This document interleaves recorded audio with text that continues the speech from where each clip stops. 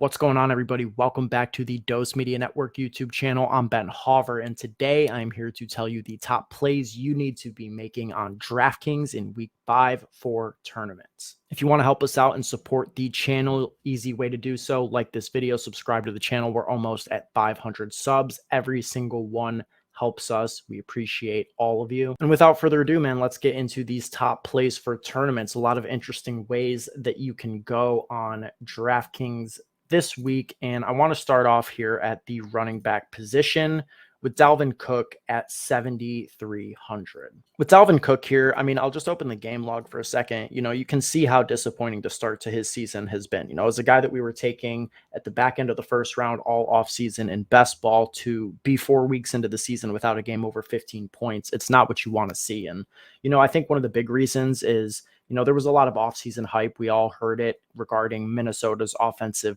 philosophy, and they're going to be this more pass heavy team, and they've actually turned into it. They've lived up to it. They're 5th in the league right now in pass rate. They're throwing the ball at almost a 65% clip, and we kind of thought this would be a good thing for Cook. Like maybe the rushing volume comes down and the pass game goes up.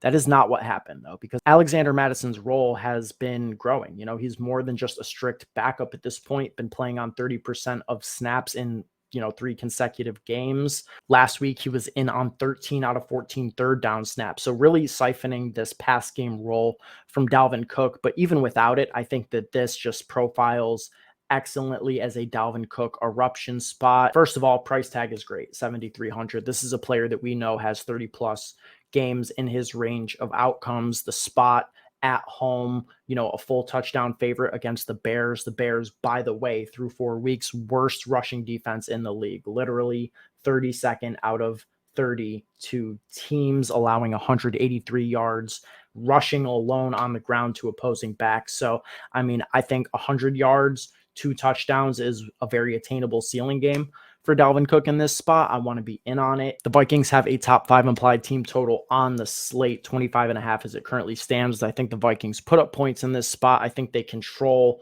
the game easily against this horrific Bears team, and Dalvin Cook gets on the map, skips the 20-point game, skips the 15-point game, and we go straight to 30. So, let's ride Dalvin in week 5. The next guy that I want to talk about here, man, he has done it over and over and over again, going back to the end of last year, and nobody seems to want to believe it. And we're going to stick at running back, and we're going to go to the mid-range. And at 6.1K, Devin Singletary is a phenomenal play this week. I don't know what people need to see out of this guy to trust it. He runs hot as the sun last season. Towards the end of the season, puts up multiple 20-plus point games in a row. We've seen the ceiling from him, and people just don't want to think that it's going to sustain. In the offseason, the Bills draft James Cook, and then 4 weeks into the season, James Cook has 95 yards. He hasn't scored, and he's only fumbled. Meanwhile, Devin Singletary, the usage is off the charts. He is in full control of this backfield right now. He has a top 10 snap share in the league at 68.1%. He's run 99 routes so far on Josh Allen dropbacks. That's the most of any running back this season. He's 5th in the league in running back targets, 4th in receptions, and 2nd in receiving yards. And he's got more than double the red zone touches of both Zach Moss and James Cook. The Bills are also dealing with injuries, and Devin Singletary, currently tied for 2nd in the league in targets, could be the guy that Josh Allen leans on with no Dawson Knox, no Jake Kumerow, no Jamison Crowder.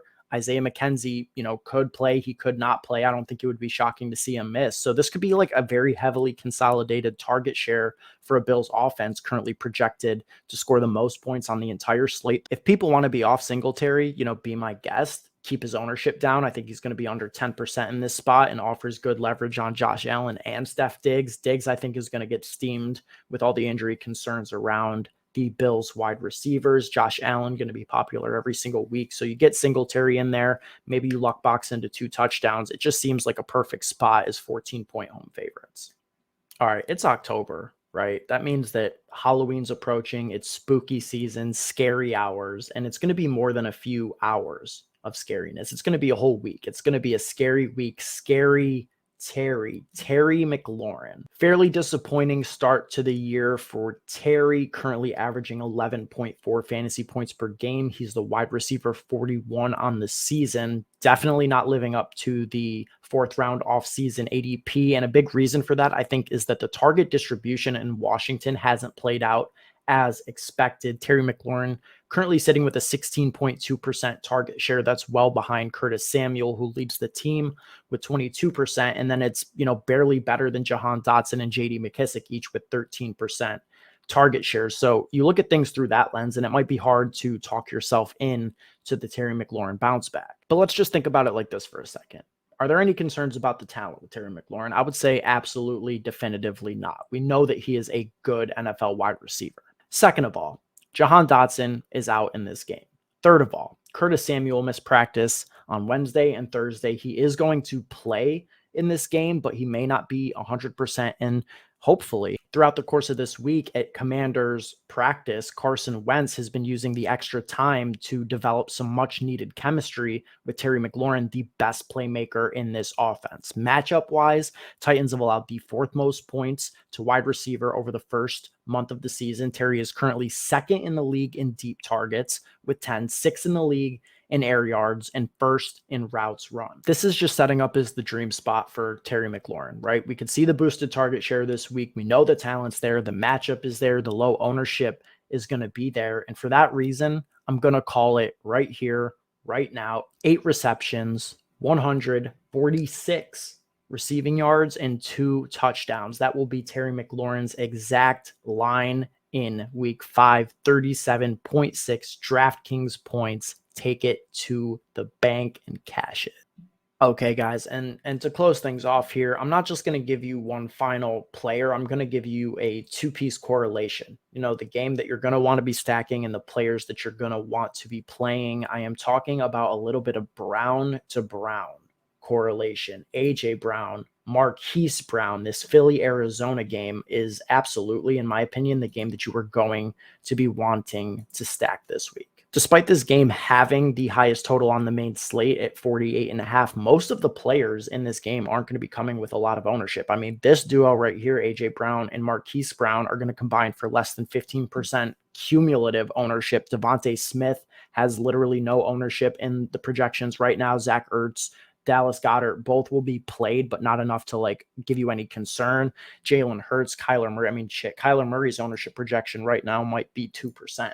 Nobody's going to play Kyler. And I think that you can stack either one of these quarterbacks with these two guys as corollary pieces, add in another piece if you want, but this could be enough to get it done. And both of these guys are top 10 in the league in targets. Marquise Brown, third in the league. We just speculated all offseason what his role would be with no DeAndre Hopkins to start the year, and it's been phenomenal. We see 11 targets, 17 targets, and 11 targets over the past 3 weeks. And this game is just going to produce a lot of offensive fireworks, in my opinion. Two teams that play fast. We saw the Eagles scale things back a little bit last week and be more run heavy, but that was very game script dependent. I think weather was a factor in that. They've been pushing the pace all season to start, and I think that will continue this week. Both of these teams should get a lot of plays off, should be a lot of volume, and the upside is absolutely there. I mean, AJ Brown has been extremely productive up to this point there. As you can see, the floor is there. We saw a little brief look at the ceiling in week 1, but it's been a minute, right? It's been since week 1 that we saw, the 10 catch game for 155. It's been 5 catches in 3 consecutive. I think that we get back on track here. We see AJ Brown pulling at least 8 catches, 100 yards, touchdown. He's going to be a phenomenal play this week. And just, price-wise, people aren't going to want to play this range. Deebo Samuel is going to be popular. Steph Diggs is going to be popular. And Cooper Kupp is going to be popular all the way at 9,600. So a lot of these guys are going to get lost in the mix. I think Justin Jefferson is going to be sub 5%. Amon-Ra St. Brown returned to practice today. I don't think that he gets steamed at all in this spot. And then this mid-range right here is going to be so chalky, all the way from Godwin, London, Curtis, Olave, Lockett, all these guys are going to be very owned. Some of them the most highly owned wide receivers on the slate. So paying up a little bit and then finding yourself in a running back range that is pretty loaded. You got your Ramondres this week, and then Singletary, like I mentioned, James Robinson is a guy I like. So, you're going to be playing the cheaper to mid-range running backs. couple of these high-priced wide receivers, punt it off at tight end, and sail to the money in week 5. And that's going to be it for this video, guys. Hope you enjoyed what you saw. If you want to check in on some of our last-minute thoughts on this slate, you can find our live stream Saturday at noon this week. Usually we do it at 10 p.m. Eastern, moving things around because tomorrow is my birthday. So, going to be out celebrating at night, doing the noon stream. Come in, say what's up. We're going to be talking every position on the slate, talking leverage, get some more injury updates later in the afternoon on Friday that we can incorporate into that. So tune in. And yeah, guys, appreciate you once again. Talk to you next week.